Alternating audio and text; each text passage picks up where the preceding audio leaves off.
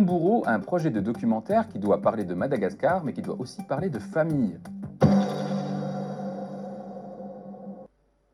Originaire de Omburo, Thierry André part d'ici quelques semaines tourner un documentaire à Madagascar.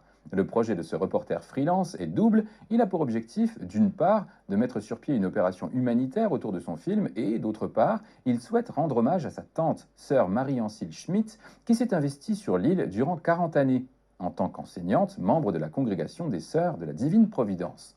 40 années passées à aider les plus démunis dans un pays qui figure sur la liste des 10 États les plus pauvres du monde. Un reportage à Omburo de Renaud Coquet. De sa tante, Thierry André a conservé beaucoup de souvenirs. Des lettres, des photos et des objets d'artisanat malgache qu'elle ramenait lors de ses séjours en France. Car sa tante, sœur Marie-Ancille, a passé 40 ans de sa vie en Afrique, à Madagascar. Ses proches se souviennent de son engagement, d'une vie faite de dévouement au service des plus pauvres, une vocation religieuse née très tôt. Elle a senti cette vocation déjà très très jeune.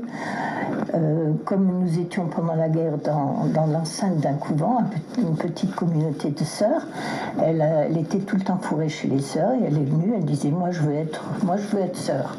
Bon, les parents se sont dit oh, c'est une lubie de gamine.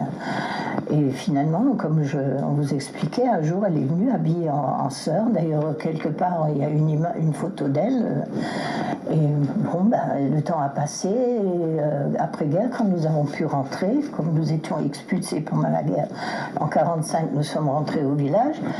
Elle n'a pas arrêté pendant un an de remplir la tête à ma mère, puisque mon père était décédé entre-temps. Je veux retourner à Turet, je veux être sœur, je veux être sœur, je veux être sœur. Son vœu de devenir sœur sera exaucé. En tant que religieuse, elle enseignera à l'école Sainte-Anne de Strasbourg avant de partir dans le nord-ouest de Madagascar dans une mission. Toujours avec le sourire, comme le rappellent ses proches. Aujourd'hui, leur idée est de s'inspirer d'elle pour réaliser un film documentaire à Madagascar sur ses traces dans les congrégations où il a construit des écoles et enseigné. Poursuivre son œuvre et lui rendre hommage aussi. Et parce que je lui avais promis, je lui avais dit de toute façon, moi je mettrai peut-être le temps qu'il faut, mais je poursuivrai ce que tu as fait sur place, quoi. Et parce que je vais aller filmer dans le plus profond de la brousse, hein, vraiment dans des endroits que la pauvreté et la misère. Il ne faut pas oublier que les Malgaches ils vivent à moins d'1 euro par jour. Hein.